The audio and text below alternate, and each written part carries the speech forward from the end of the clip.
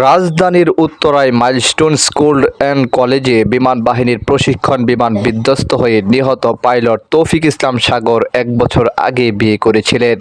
এদিকে তার মৃত্যুতে রাজশাহীর গ্রামের বাড়িতে চলছে সুখের মাতম। সোমবার দুপুরে তার বাড়িতে গিয়ে স্বজনদের আহাজারি করতে দেখা যায়। সাগরের মামা শওকত আলী জানান, ছোট থেকেই সাগরের স্বপ্ন ছিল পাইলট হবেন। পরিবারের ইচ্ছা ছিল সেনাবাহিনীতে অফিসার হবেন তিনি।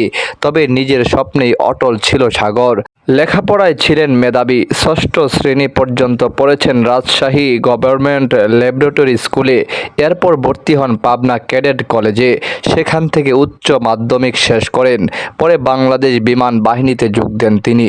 তৌফিকের আরেক মামা সেলিম জানান, প্রায় বছর খানেক তার বিয়ে হয়েছিল, কিন্তু ২ মাস আগে তাদের বিয়ের আনুষ্ঠানিকতা হয়েছে।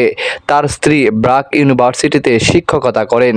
আগামীকাল রাজশাহীতে তার দাফন সম্পন্ন হবে। প্রসঙ্গত, বিমান বিধ্বস্তের ঘটনায় এখন পর্যন্ত ২৭ জনের নিহতের খবর পাওয়া গেছে।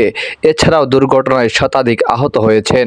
তাদের মধ্যে অন্তত ১৭১ জনকে উদ্ধার করে জাতীয় বার্ন ও প্লাস্টিক সার্জারি ইউনিটে নেওয়া হয়েছে। হাসপাতালের দায়িত্বপ্রাপ্তরা জানিয়েছেন, দগ্ধদের বেশিরভাগই শিক্ষার্থী।